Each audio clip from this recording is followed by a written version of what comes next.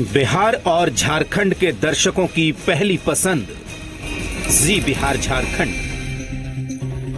लगातार 3 साल से कामयाबी का नया कीर्तिमान। बार्क रेटिंग में 62.3% चैनल शेयर के साथ टीआरपी के हर पैमाने पर नंबर 1 बना आपका अपना चैनल जी बिहार झारखंड। हम लेकर आए हैं आपके लिए झारखंड शिक्षा ई विमर्श। कोविड-19 के कारण बदल रही है दुनिया और इस बदलाव का सबसे ज्यादा असर पड़ा है एजुकेशन पर। महीनों बीत गए जब बच्चों ने स्कूल का मुंह नहीं देखा। करियर बिल्डिंग के सारे सपने और प्लानिंग धरे के धरे रह गए। कई एग्जाम नहीं हो पाए तो कई रिजल्ट पेंडिंग हो गए। इन बदली परिस्थितियों में कैसे तैयार होगा एजुकेशन का प्लान, आज आपको बताएगा आपका अपना चैनल जी बिहार झारखंड। ऑनलाइन लर्निंग कैसे हो मददगार, ई लर्निंग और आज की दुनिया, NEET, MBA और BBA के लिए कैसे करें तैयारी, एडमिशन के लिए क्या है प्रोसेस। कार्यक्रम के लिए हमने आमंत्रित किया है झारखंड के शिक्षा मंत्री को। साथ ही हमने जोड़ा है झारखंड के शिक्षा जगत में अपना लोहा मनवाने वाले धुरंधरों को। इनके पास है आपकी हर चिंता का समाधान।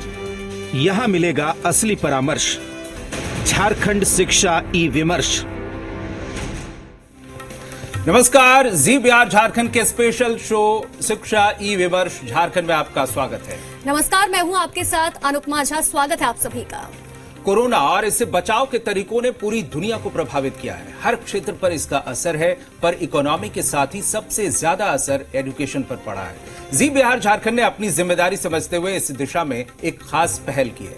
जी हां, शिक्षा ई विमर्श झारखंड में जुड़ेंगे हमारे साथ शिक्षा जगत के कई दिग्गज और इसके जरिए हमारी दरअसल ये कोशिश है कि कोरोना काल में उपजी मुश्किलों पर इस विमर्श में कुछ दिशा निकले और इससे जुड़े कई सारे सवाल हैं। बिल्कुल अनुपमा, जैसे कोरोना संकट का पढ़ाई पर कितना असर पड़ा है और इस संक्रमण से पढ़ाई की व्यवस्था में कितना बदलाव आया है। ऑनलाइन पढ़ाई क्या क्लास में होने वाली पढ़ाई का विकल्प है, इन सारे सवालों पर चर्चा करेंगे। जी हां, ऑनलाइन क्लास की तरह ही हम भी इस कार्यक्रम की शुरुआत करने वाले हैं ऑनलाइन तरीके से।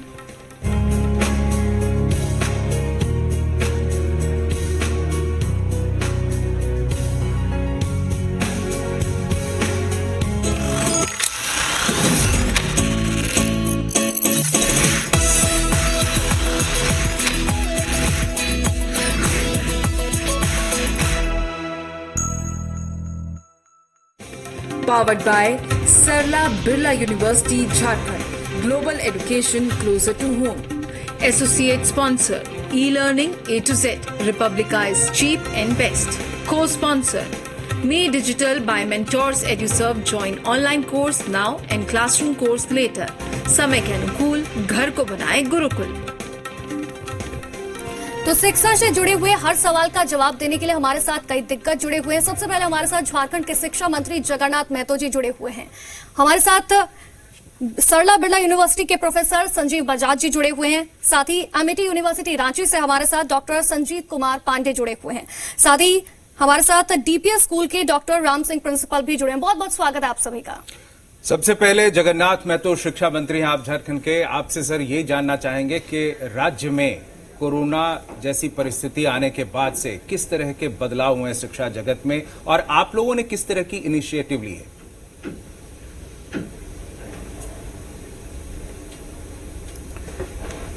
पहले तो मैं जी बिहार झारखंड इस कार्यक्रम के लेकर आपको मैं बधाई देता हूं और आभार प्रकट करता हूं। धन्यवाद। बहुत महत्वपूर्ण मुद्दे पर इस विचार रखने का काम किए हैं और मेरे साथ आज हमारे झारखंड के सभी विद्वान लोगों को बैठाने का काम किए हैं। आगे इस झारखंड कैसे शिक्षा के क्षेत्र में आगे बढ़ेगा, इस पर भी आपको विचार देना है और लेना है। जी। अभी कोरोना के माध्यम, जिस दिन से कोरोना आया है, इस महामारी जब से आया है, शिक्षा के क्षेत्र में बहुत बड़ा ठोकर लगा है। इस ठोकर को हम लोग पार नहीं कर पा रहे हैं। जब भी हम लोग कुछ सोच के एक निर्णय लिए थे कि अब कम होगा, अब कब होगा, सोशल डिस्टेंस बनाएंगे, लॉकडाउन के जरिए हम लोग कुछ स्कूल अपर क्लास के खोलेंगे, लेकिन और स्थिति भयावह हो जाता है। हम लोग मैंने इस पर निर्णय नहीं ले पा रहे हैं। जब तक इस पर पूर्ण रूपेण इसका जो हमको संतुष्टि नहीं हो जाए कि हम इस महामारी से कैसे बचेंगे, पहला महामारी से बचने के कार्यक्रम पर तय करेंगे कि हमको इस महामारी फैले नहीं और उस क्षेत्र को आगे नहीं बढ़े, इस पर हम लोग विचार कर रहे हैं। और उस विचार पर हम लोग बहुत प्रमुखता से लिए हैं और सभी हमारे लोग, चाहे सरकारी स्कूल हो चाहे निजी विद्यालय हो, जी, सभी लोग इस महामारी से बचने के लिए बहुत प्रमुखता से विचार किए हैं। आज भी कहेंगे, हम तो कहेंगे कि पहले जनता हमारे बच्चे बचे, आगे के जो हमारे पढ़ाई होगा निश्चित तौर पर हम लोग उस विचार करेंगे और उस विचार में ये तय होगा कि हमारे झारखंड शिक्षा के क्षेत्र में आगे कैसे बढ़ेगा। जी, कि अब कोरोना काल में सोशल डिस्टेंसिंग है, स्कूल कॉलेज बंद हैं, ऑनलाइन शिक्षा चल रही है, तो इसमें आपने अभिभावकों के लिए, उनके बच्चों के लिए यानी अपने स्टूडेंट्स के लिए किस तरह के इंतजाम किए हैं ताकि शिक्षा में जितना बड़ा असर हुआ है, इससे जितना बुरा प्रभाव पड़ा है उसको कम किया जा सके, मिनिमाइज किया जा सके। हम लोग ने जैसे झारखंड अभी हम आपके स्टूडियो में जी सरकारी स्कूल और हमारे निजी विद्यालय के विद्वान लोग बैठे हुए हैं।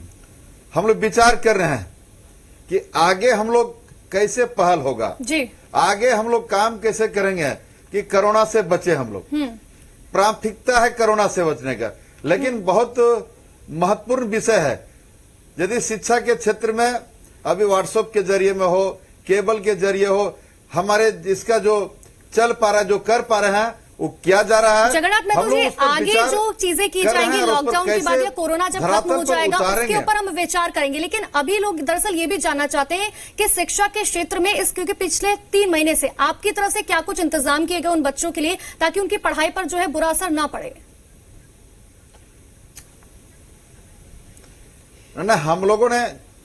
हम लोगों ने व्हाट्सएप के जरिए प्रयास किए हैं, लेकिन पूर्ण रूपेण प्रयास नहीं हुआ है। इसलिए उसको प्रयास को हम लोग कैसे धरातल पर लाएंगे, उस धरातल पर लाने का सभी क्षेत्र से विचार विमर्श कर रहे हैं कि कैसे कोरोना को देखते हुए हम शिक्षा को कैसे हम आगे पहल करें, इस पर हम लोग विचार कर रहे हैं। ठीक है, हमारे साथ डॉक्टर राम सिंह प्रिंसिपल हैं डीपीएस के, हम उनसे भी जानेंगे कि बच्चों की स्कूलिंग में किस तरह का असर हुआ है। लेकिन उससे पहले प्रोफेसर संजीव बजाज हैं सरला बिरला यूनिवर्सिटी के।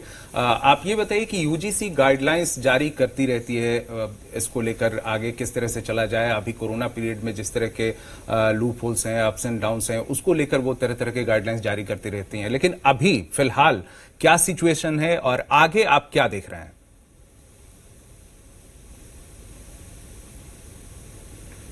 जो सबसे बड़ा असर पड़ा है हम लोगों का, वो जिस समय कोरोना का आउटब्रेक हुआ, हमारे बच्चे मतलब ज्यादातर विश्वविद्यालयों के बच्चे अपनी एंड टर्म की तैयारी कर रहे थे। कुछ जगहों पे मिड टर्म एग्जाम हो गए थे और ऐसे समय में जहां पर मिड टर्म हो गए थे वहां पे तो स्थिति फिर भी बेहतर थी, लेकिन जिन महाविद्यालयों में या विश्वविद्यालयों में मिड सेमेस्टर एग्जाम नहीं हो पाए थे या जो एंड सेमेस्टर की तैयारी कर रहे थे, सबसे अधिक असर उन पे पड़ा।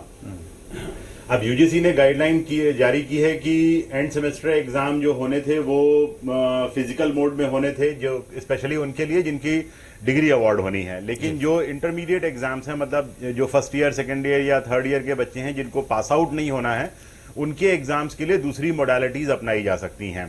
तो बच्चों के लिए दो सबसे बड़ी समस्याएं थी। एक तो विश्वविद्यालय और कॉलेजेस के लिए भी सबसे बड़ी समस्या थी कि ऑल ऑफ ए सडन ये टेक्नोलॉजी जो शिफ्ट होना है वो कैसे हो जी, क्योंकि इस चीज के लिए ज्यादातर विश्वविद्यालय और महाविद्यालय तैयार नहीं थे, उनके पास में सुविधाएं नहीं थी। क्योंकि मान लीजिए मेरे पास में कॉलेज में पढ़ाने के लिए तो लैपटॉप हैं, डेस्कटॉप हैं, लेकिन जरूरी नहीं कि सारे शिक्षकों के पास उनके पास घर में ये वो सुविधाएं हों। तो ऑल ऑफ ए सडन ये शिफ्ट करना एक सबसे बड़ी चैलेंज थी। क्योंकि कोर्स कवर करना था और उसके बाद बच्चों को एग्जाम के लिए प्रिपेयर करना था। तो ये सबसे बड़ी एक चैलेंज थी सभी के लिए। बिल्कुल, चैलेंज बहुत ज्यादा थे, लेकिन सबसे बड़ी ये बात की है कि सॉल्यूशन जो है इसका किस तरीके से निकाला जाए। हमारे साथ एमआईटी यूनिवर्सिटी से डॉक्टर अजीत कुमार पांडे जी जुड़े हुए हैं। डॉक्टर अजीत जी, कोरोना की वजह से पूरी दुनिया लॉकडाउन थी, ऐसे में एक शिक्षाविद होने के नाते आप इस परिस्थिति को कैसे देखते हैं? क्या परिवर्तन आपने महसूस किया इस दौरान?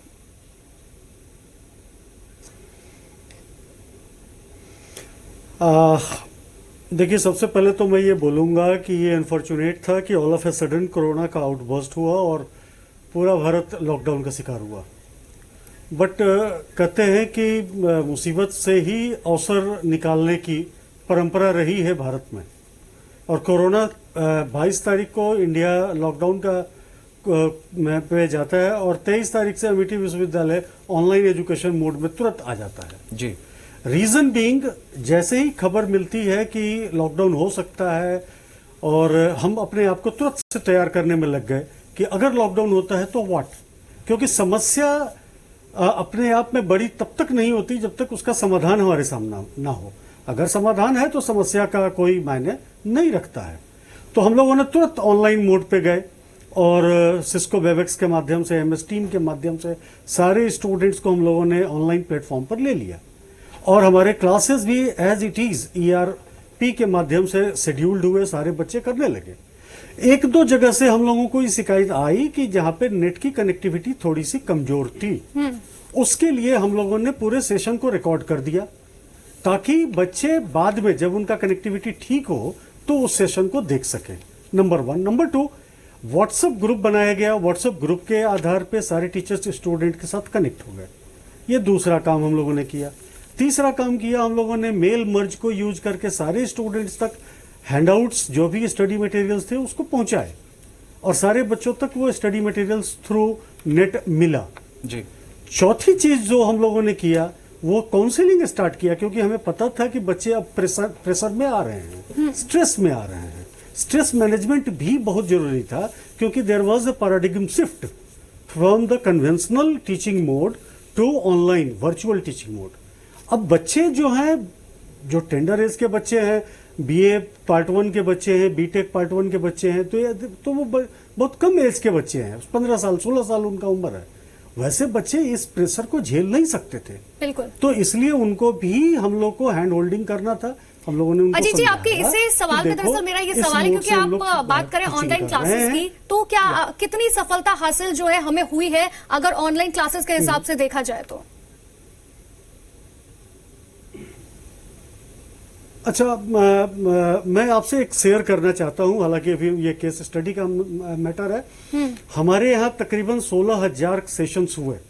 16,000 सेशंस पे हमने डेटा कलेक्ट किया कि कितने संतुष्ट हो रहे हैं बच्चे। जी। उस डेटा में हमारे पास तकरीबन 6,000 रिस्पॉन्स आए। 6,000 रिस्पॉन्स में 90% से ज्यादा स्टूडेंट ने कहा कि it is a better way of teaching, so one can think of going for online even in a normal circumstance. कल के डेट में जब सब कुछ नॉर्मल हो तो भी हम लोग सोच सकते हैं कि आपने सर्वे किया, इसलिए हम इस पर कोई सवाल नहीं उठा सकते। आप सर्वे का हवाला दे रहे हैं, लेकिन आम बच्चों की दिक्कतें हैं, क्या आप उन्हें एड्रेस कर पाते हैं? आपको क्या लगता है कि ऑनलाइन क्लासेस की क्या क्या परेशानियां हैं, किस तरह की परेशानियां बच्चों ने झेली? क्या इस पर भी किसी तरह का सर्वे आपने करवाया ताकि उन चीजों को आउटकम कर सके, उससे बाहर आ सके? क्लासेस की ऑनलाइन एजुकेशन की परेशानियां हैं, जैसे कभी पावर फेलियर हो गया, नेट फेल कर गया, कोई गरीब बच्चा किसी ऐसे जगह पे फंसा हुआ है जहां उसके पास लैपटॉप नहीं है, वो मोबाइल से ऑपरेट कर रहा है, तो नोट लिखने में उसको दिक्कत हो रही है। वॉइस ट्रांसलेटर उसमें नहीं लगा हुआ है ऐप, अगर लगा हुआ भी है तो उसकी स्पीड इतनी कम है कि वो नोट्स को वो नहीं नोट कर पा रहा है। तो अब ये सारी परेशानियां हैं, इसमें दो राय नहीं है। बिल्कुल। इसके साथ साथ इससे ज्यादा कहीं बड़ी परेशानियां हैं एग्जाम लेना। शिक्षण के साथ साथ इवैल्यूएशन बहुत जरूरी पार्ट होता है। जी। एग्जामिनेशन लेने में हम लोगों ने ऑनलाइन एग्जामिनेशन के लिए सारी तैयारियां की, सब कुछ किया, बट बहुत सारी परेशानियां आई। जैसे बच्चे 10 पेपर्स के एग्जाम है, 2 दिन का उसने ऑप्ट किया, तीसरे दिन के एग्जामिनेशन के दिन उसका नेट फेल कर गया या पावर फेलियर हो गया। अभी बरसाती मौसम है बारिश की वजह से 3-3, 4-4 घंटे पावर फेलियर आ रहे हैं। वैसी स्थिति में पैनिक हो रहे बिल्कुल हैं अजीत जी, और बच्चे। इसी सवाल उन के सारी साथ जो चीजों है का हम महसूस डॉक्टर किया। राम सिंह के पास जाते दूसरी हैं। चीज हमारे है- साथ डीपीएस स्कूल के प्रिंसिपल जुड़े हुए हैं, क्योंकि यूनिवर्सिटीज में जो है बच्चे एक एज के बाद आते हैं तो ज्यादा परेशानी इतनी नहीं होती, लेकिन स्कूल्स के अंदर जो है छोटे छोटे बच्चे होते हैं, उन्हें संभालना सबसे बड़ी चुनौती स्कूल्स के सामने है, और ऐसे में ऑनलाइन क्लासेस देना। डॉक्टर राम सिंह जी, कितनी परेशानी आई बच्चों को ऑनलाइन क्लासेस देने में, क्योंकि ऐसे में छोटे बच्चे भी होते हैं, उन्हें संभालना बहुत मुश्किल है।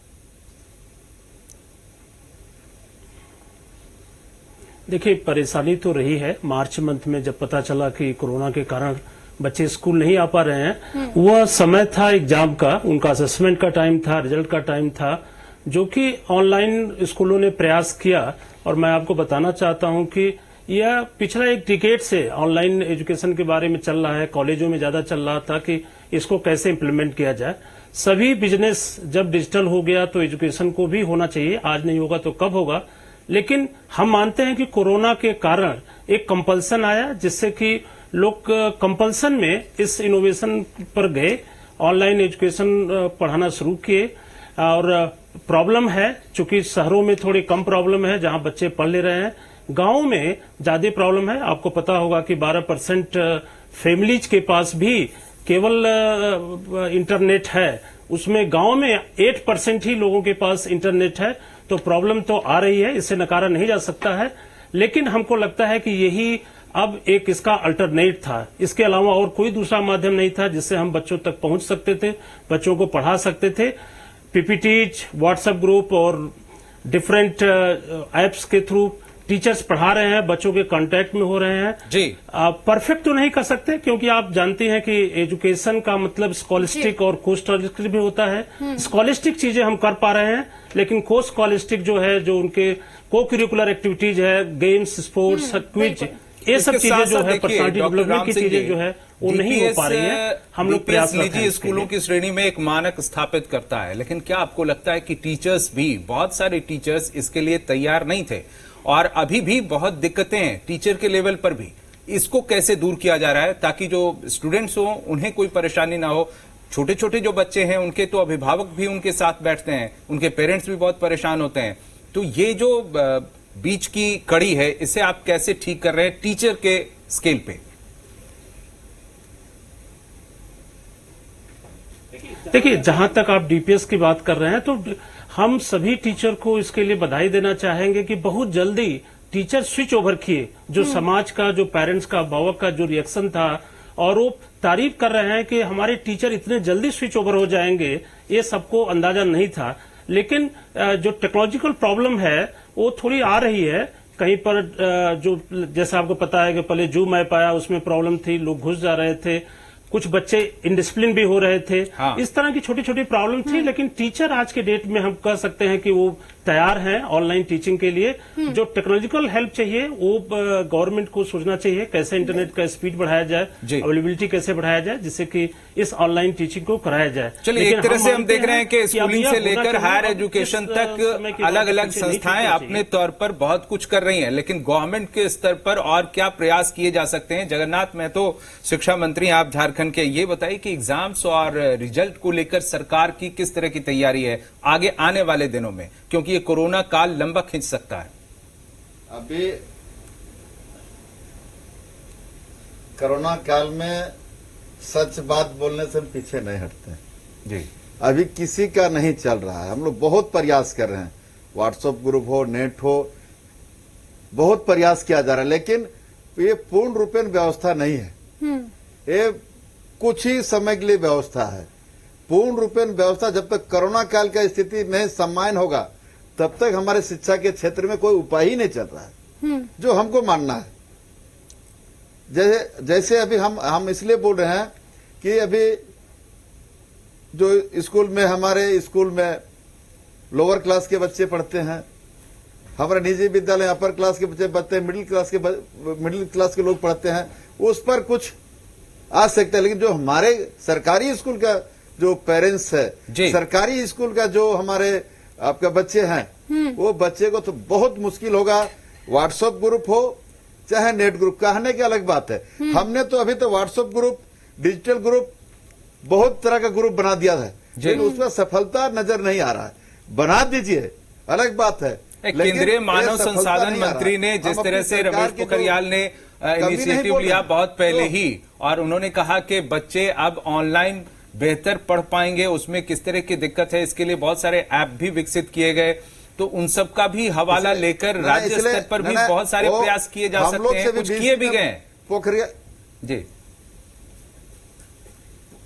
हम लोग पोखरियाल साहब से हम लोग बीसी में चर्चा हुआ था जी, ये चर्चा ये भी हमने कहा था कि ये झारखंड एक अलग राज्य है, नेट की सुविधा नहीं है, किसी का यहाँ आपका एंड्रॉइड मोबाइल नहीं है, तो ये स्थिति को बेहतर करने के लिए थोड़ा समय लगेगा। जगन्नाथ महतो जी, ये चीज बहुत हम अच्छी है कि आप कहते अपने हैं कि लिमिटेशंस बहुत या अच्छा फिर है। लूपफॉल्स जो है उसको एक्सेप्ट भी एक कर रहे कहने हैं, में- लेकिन ये चीज मेन है ना कि बच्चों की पढ़ाई जो है पिछले 3 महीनों से बेकार ही हो रही है, वो लोग घर पर बैठे हैं। ऐसे में सरकार की दरअसल ये जिम्मेदारी बन जाती है कि बच्चों की ऑनलाइन पढ़ाई की पूरी निश्चित जिम्मेदारी हो हमने- रही है। उसको हमने- लेकर आप लोगों की क्या हमने- तैयारी, हम बस इतना जानना चाहते हैं।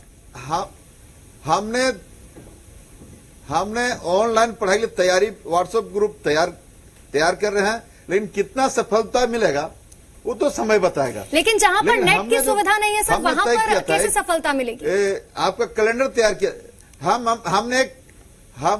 हमने कैलेंडर तैयार किया था, विभाग कैलेंडर तैयार किया था जी, कि हमारे बच्चे जो सफर किए हैं, उसको जो हमारे जो नहीं पढ़ाई हुआ है, जो पढ़ाई बाधित हुआ है, उसके लिए हम लोग स्कूल में 5 घंटा पढ़ा तो हम लोग 7 घंटा करेंगे, जो शनिवार को हाफ डे था उसको फुल डे करेंगे। जी। ये तो हम लोग कैलेंडर बना चुके थे, लेकिन वो संभव नहीं हो पाया, और ये हमारे कोरोना और बढ़ते जा रहा है, इसलिए हम लोग विचार नहीं कर पा रहे हैं। ठीक है, आपको कि आगे और हम लोग जो क्या शिक्षा रास्ता जगत के निकालें। दिग्गज हैं हम लोग इस उनसे पर भी बहुत सभी सारी लोग- सलाह लेनी चाहिए, उस पर भी काम करना चाहिए। संजीव बजाज हमारे साथ हैं, सरला बिरला यूनिवर्सिटी के।